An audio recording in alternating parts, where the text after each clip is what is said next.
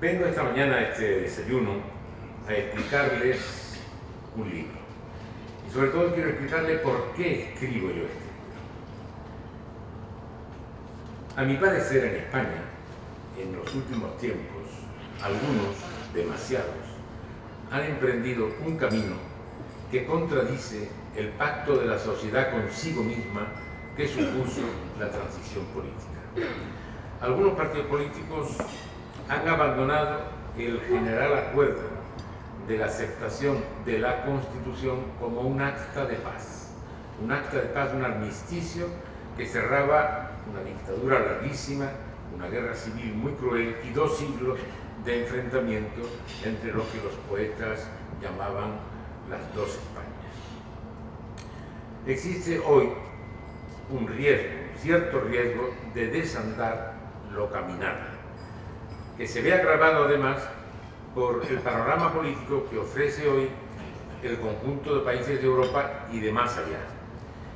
En 1945, los demócratas creyeron que habían vencido para siempre a los fascismos.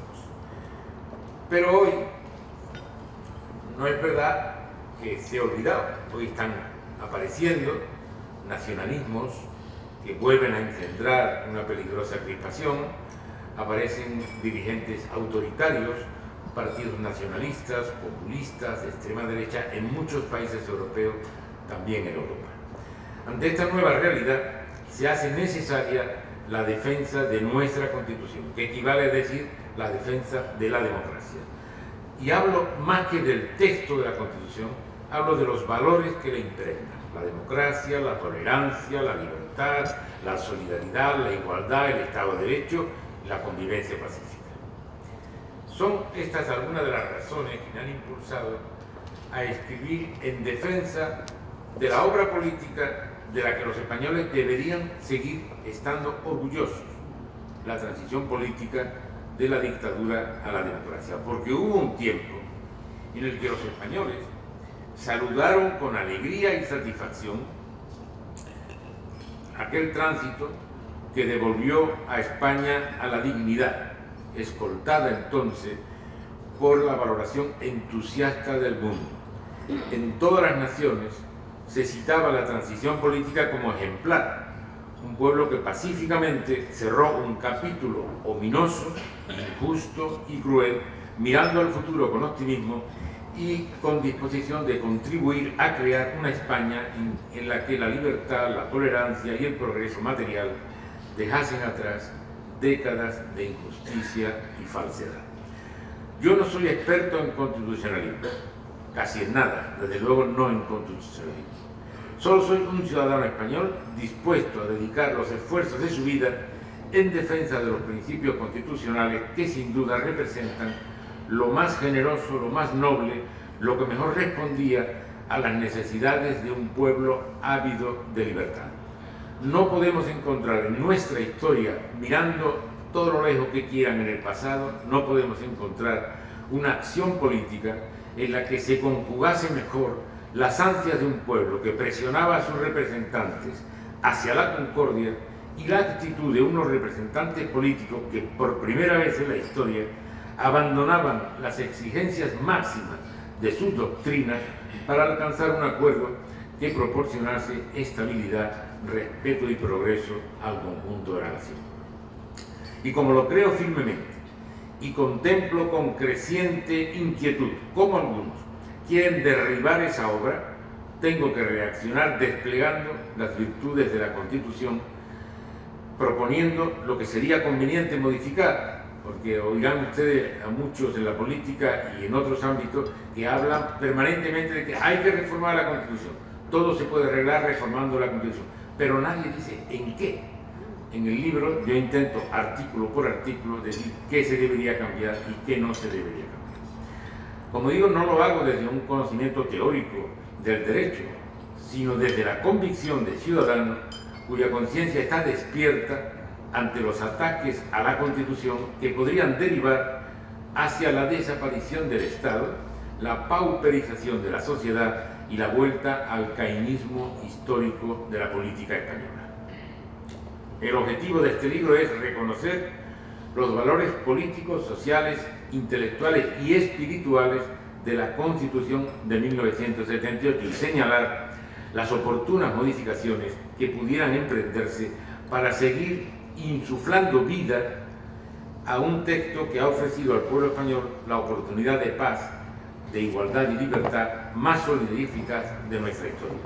Sirva también este texto como advertencia de la fragilidad de la democracia. En todos los países se presentan ocasiones en las que el posicionamiento de algunos grupos, las consignas extendidas a grandes multitudes, pueden hacer cambiar la situación democrática, que sin embargo parecía sólida.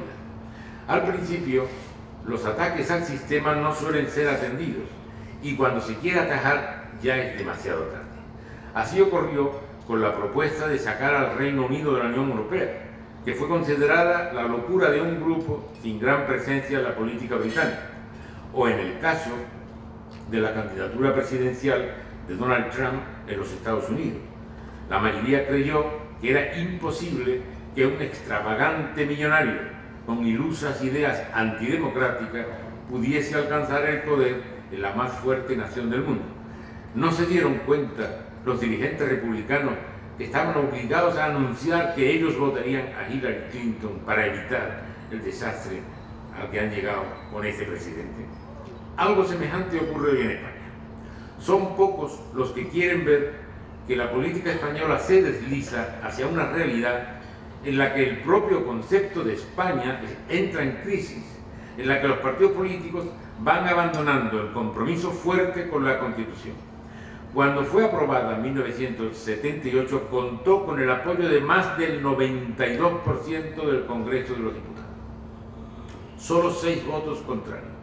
Uno de un diputado vasco perteneciente al Mundo Abertzale y 5 de Alianza Popular, de los 12 que la componían. Hoy se sientan en el Congreso, según mi cómputo, 90 diputados que se sienten enfrentados a la Constitución. Eso representa el 25% de la Cámara. Hemos pasado de un 6% contrario a un 25% contrario. Estos han abandonado el seno de la Constitución y han hecho nido en las redes sociales, desde donde bombardean cada día con ataques a la unidad de España y al rey, subterfugios para atacar a la Constitución. Es hora de que los demócratas pertenezcan a este o a aquel partido o a ningún partido, adviertan el peligro para la democracia y actúen en consecuencia. Si este libro es útil para ese compromiso, las expectativas del autor estarán absolutamente cumplidas. El elemento común de las propuestas de algunos partidos nacionalistas, populistas, se dirige a la creación de inestabilidad en el sistema democrático, centrado en 2 asuntos: derribar la monarquía y desconectar algunas comunidades autónomas, así le llaman. Es el deporte de moda, jugar con fuego bajo la premisa de que todo es gratis, de que no hay que pagar por los incumplimientos de la Constitución o de las leyes, o eso pretenden. Fíjense que empiezan a hacer colas los que piden indulto para los nacionalistas que dieron un golpe de Estado en Cataluña aún antes de haber sido condenados a ninguna pena. La crisis política que vive España alcanza una dimensión existencial, y no estoy usando un lenguaje hiperbólico. Una parte de España se declara independiente, en Cataluña. En otra se propone que España se constituya como la Unión Europea, Euskadi, y en otras están con el cuchillo afilado por si alguna tajada se desprende en el combate. Aquellos que se muestran comprensivos con los que proclaman la independencia de Cataluña deberían ser conscientes de que en la hipótesis de que ello fuera un día una realidad jurídica, el nacionalismo de Euskadi aceleraría su ambición separatista, y si ésta se produjese, Baleares levantaría el grito de independencia que más bien pronto seguirían Galicia, Canarias y un extenso etcétera. La élite política nueva, joven, inexperta, está tocando el suelo de la desolación. ¿Les parecería bien la desmembración de España en 17 pequeños estados? Algunos tal vez, a río revuelto, ganancia de pescadores, Pero a los partidos que tienen vocación y algunos tradición de gobierno, es que no ven la necesidad de filtrar las políticas de cada día que nos acercan paso a paso a la disolución. La defensa de la permanencia del estado de bienestar es una noble tarea que preocupa a los partidos políticos, pero ello sería imposible si no se defiende la existencia misma del Estado. El caos político que se vive en España se desencadenó cuando en las elecciones de 2015, y se repitió en 2016, los españoles votaron de tal manera que se compuso un parlamento disperso, divertido, sí, pero disperso. Ningún partido contaba con una mayoría suficiente para formar gobierno y no resultaba fácil que los partidos alcanzaran acuerdos que facilitasen la formación de un ejecutivo sólido. Ya ven las angustias que ha pasado hace muy poco el actual gobierno para aprobar sin éxito los presupuestos con exigencias ilegales imposibles de aceptar. Necesitamos ejercicios de pedagogía. En la modestia de mis capacidades, este libro tiene esa intención y dirección. La historia de la España contemporánea nos enseña que las élites rectoras de la sociedad han optado con gran frecuencia por el enfrentamiento más que por la colaboración. En su afán de imponer su criterio, los dirigentes han arrastrado en muchas ocasiones al conjunto de la sociedad a luchas de las que han salido todos perjudicados. Para una vez que los españoles llevan 40 años en paz y con un progreso relativo, no se puede permitir que grupos minoritarios de la sociedad arrastren a todos al enfrentamiento. La balcanización de un país se fragua silenciosamente durante un tiempo, pero cuando se manifiesta ante todos, se acelera el proceso y ya nadie puede detenerlo. España ha tenido durante más de 2 siglos dificultades para convertirse en un Estado moderno como el conjunto de países que nos rodeaban. ¿Cuáles fueron los obstáculos que impedían la construcción de un Estado moderno en España? Siempre fueron el trono, la espada, la cruz y las grandes fortunas. Aliados en una lucha a veces silenciosa, a veces atronadora, frenaron el ascenso de las clases populares a las decisiones políticas que afectaban a toda la nación.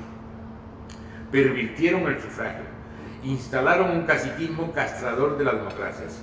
Pues bien, en 1978, una constitución arrasa con los antiguos poderes fácticos. Así, hoy el rey, el actual y el anterior, están comprometidos con la democracia. Recuerden, un 23 de febrero o un 3 de octubre. Los ejércitos cumplen con la tarea que les asigna la Constitución. Ya no suenan los sables en los cuarteles. La Iglesia da una de aquí y otra de allá, pero perdió el control de las conciencias, más libres que nunca. Solo queda el vestigio de dominio de lo que fueron las grandes fortunas, ayer agrarias, hoy ligadas a la información, sobre todo en la televisión, poniendo a veces los medios de comunicación al servicio de los termiteros de la libertad. Stefan Zweig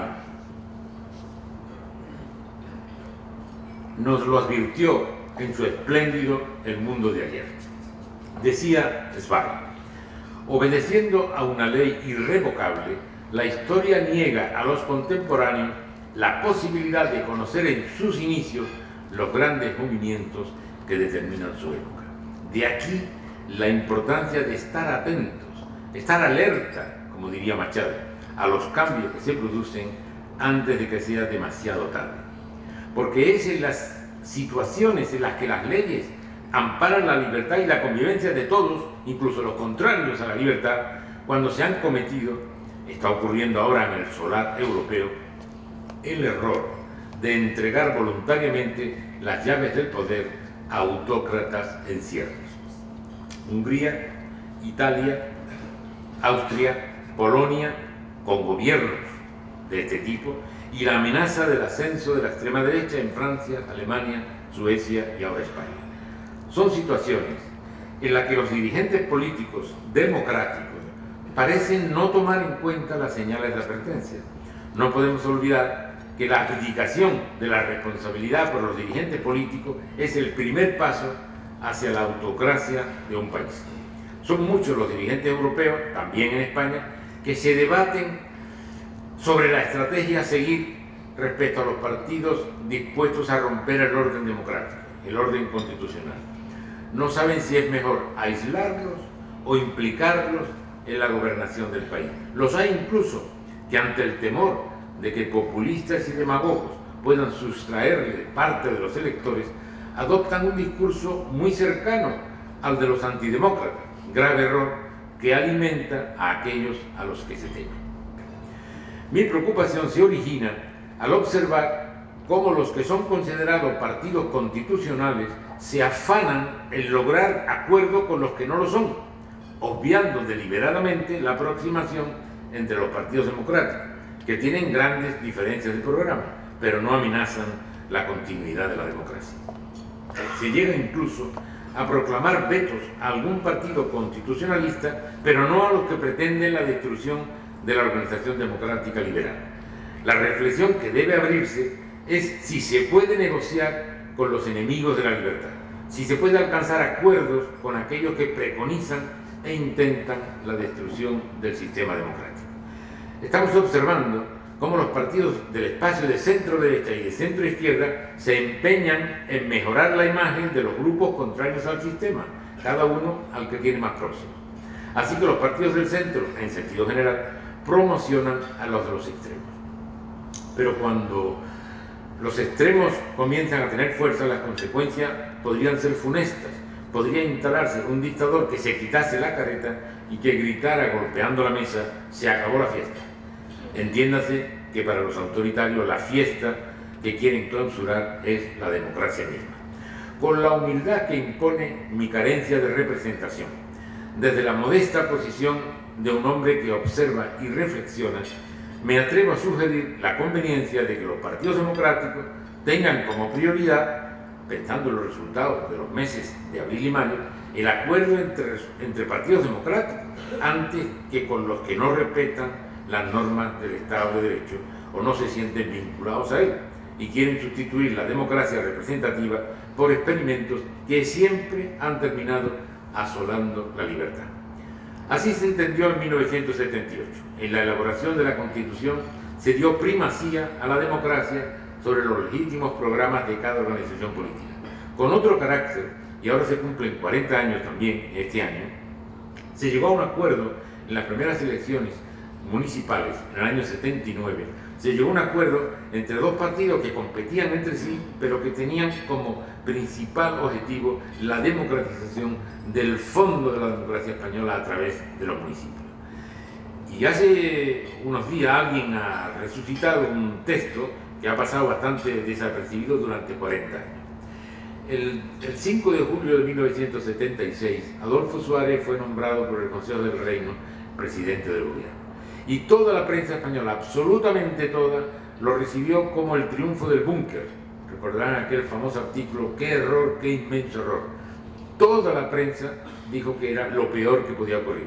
Pero hubo un editorial de un periódico que dijo lo contrario. Ese periódico era un periódico clandestino, perteneciente a un partido ilegal. El socialista, que dirigía yo entonces, incluyó una editorial que decía: este nombramiento puede ser una esperanza para la democracia. Quizás quien mejor conoce el movimiento nacional puede ser el mejor dotado para deshacerlo.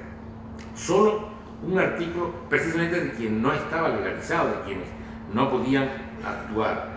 En los tres momentos, la Constitución, el acuerdo municipal y la recepción de Adolfo Suárez, en los tres momentos a mí la vida me puso en el vórtice del huracán. Y les aseguro que siempre buscando el acuerdo y la concordia. Hace muy poco hemos visto la dificultad de aprobar un presupuesto por el gobierno. Claro, aprobar un presupuesto es vital para un gobierno. Mantener la dignidad de la nación es una prioridad que empequeñece la adversidad de una votación contraria a las cuentas del Estado. Y había quien pretendía que a cambio de aprobar el presupuesto se perdiera la dignidad de la nación, con una lista ominosa de 21 condiciones. El último esperpento de Torra, bueno, el penúltimo, siempre hay que esperar otro.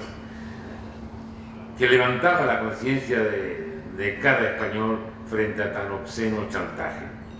Porque lo que proponían o exigían negociar eran medidas antidemocráticas: autodeterminación, mediación, soberanía de Cataluña, compromiso de no aplicar la Constitución, dejar atrás la vía judicial que pretende la inmunidad de los políticos catalanes para sus fechorías. Esa negociación escapa del ámbito de la política para entrar en el psicoanálisis.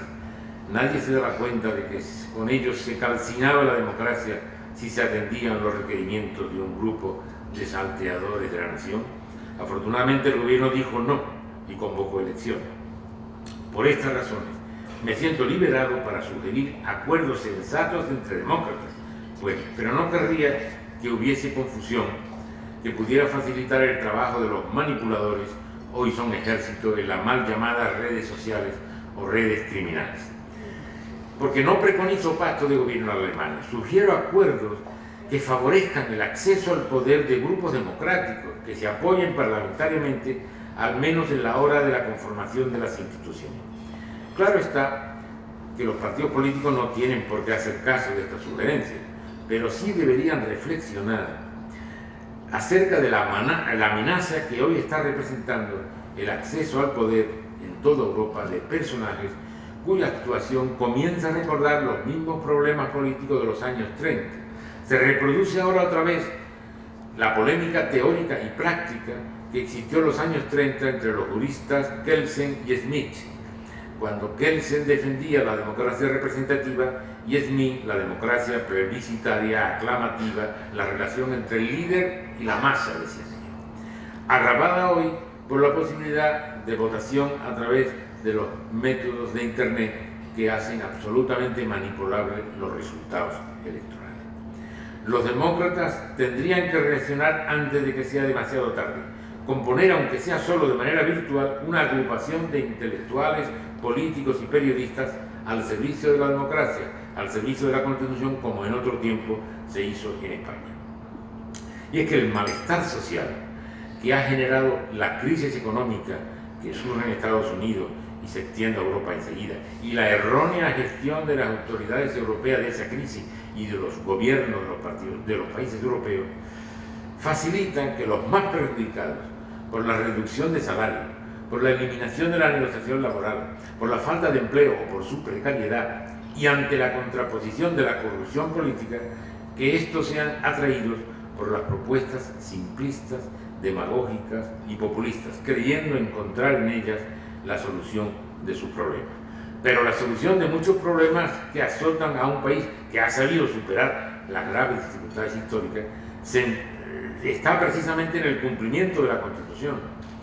Ahora los partidos políticos se han enredado en problemas de democracia interna.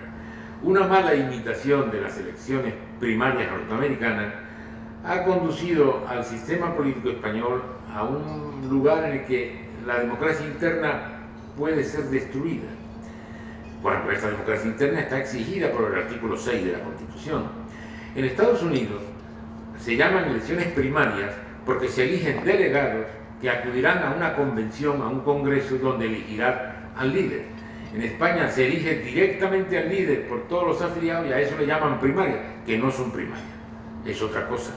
El PSOE durante 130 años hacía primarias, nombraban delegados que iban a los congresos. Ahora no es así. Ahora se eligen delegados al congreso, pero ya el líder está elegido previamente por el universo total de la afiliación. Y esto está conduciendo en todos los partidos a un cierto cesarismo. Se inicia ahora un nuevo ciclo electoral y ustedes verán en los medios de comunicación que solo se habla de purgas y fichajes.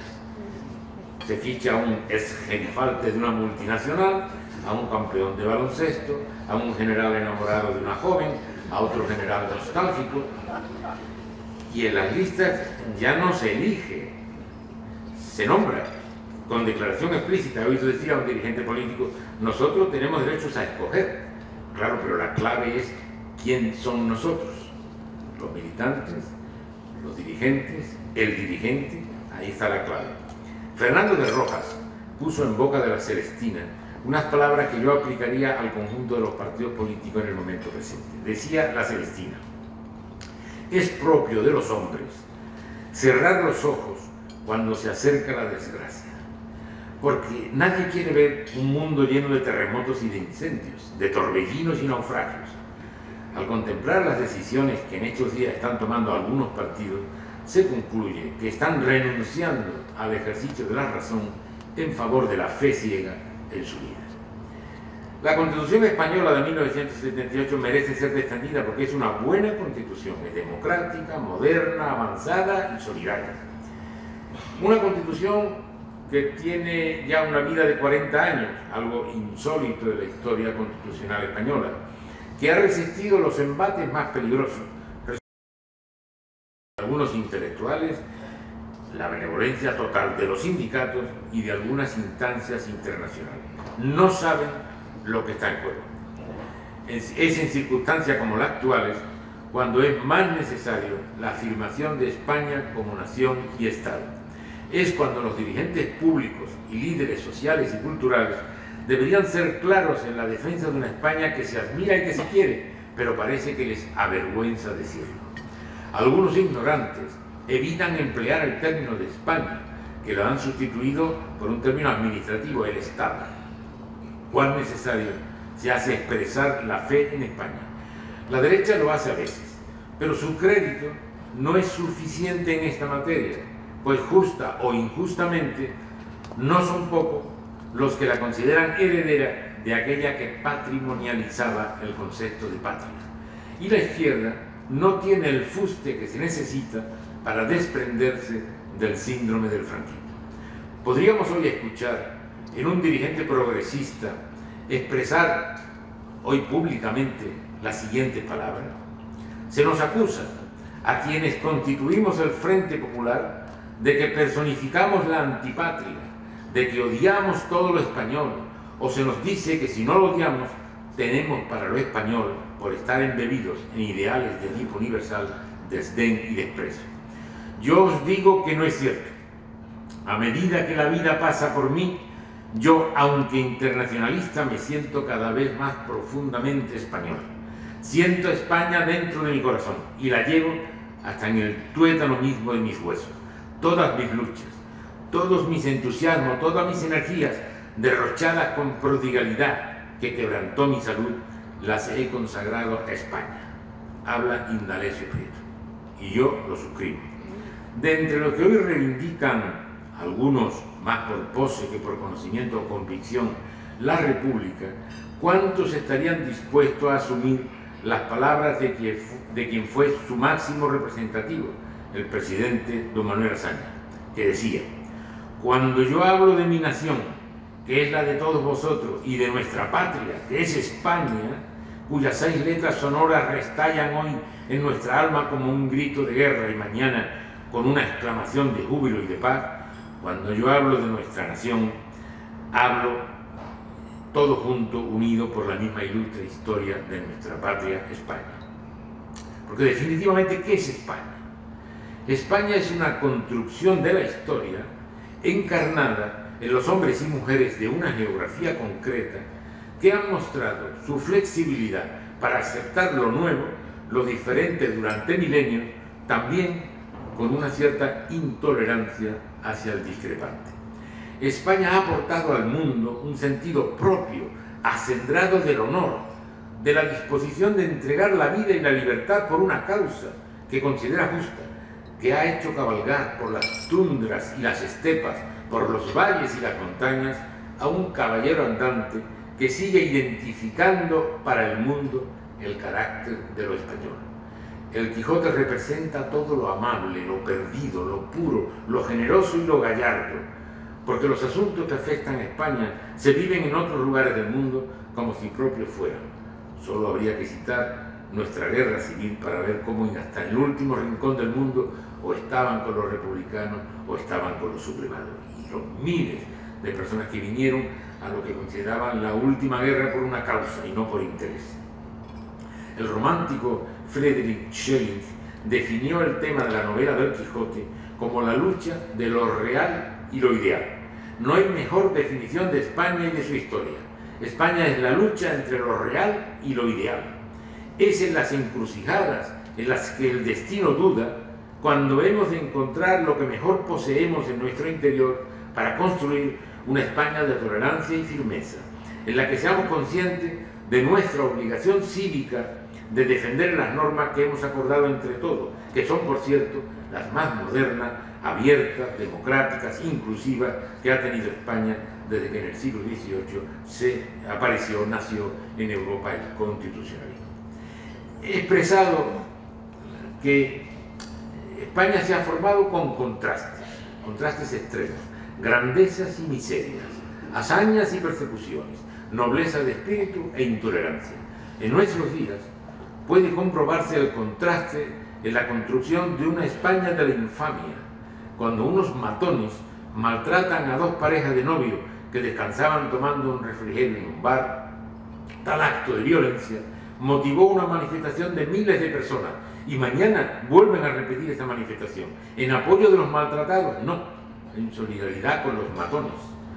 En unas escuelas, los maestros humillan a los niños cuyos padres pertenecen a las fuerzas de seguridad del Estado. Ante el colegio se concentran inmediatamente padres y alumnos para apoyar a los niños ofendidos, no, para apoyar a los maestros torturadores. Unos políticos nacionalistas asaltan al Estado con una declaración de independencia de una parte de la nación española. A la hora de responder de sus acciones, muestran su cobardía, declaran una república independiente y se introducen en un portamaleta de un coche para pasar la frontera y marchar a Waterloo a trabajar contra España como un Antonio Pérez redimido. Es la España de la infamia que en los últimos años parece que gana terreno. Mientras que valga como ejemplo, España tiene asombrado al mundo durante 25 años consecutivos como el país de más alta donación altruista de órganos para salvar vidas. Siempre el contraste. Y la paradoja.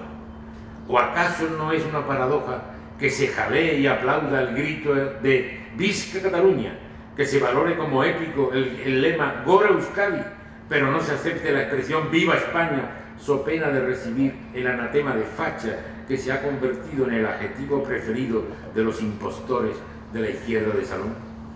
El futuro de la nación española necesita de un sentimiento nacional. Amar a la patria tiene que dejar de ser un emblema de la derecha reaccionaria que durante años expropió al conjunto de los españoles de conceptos que son de todos.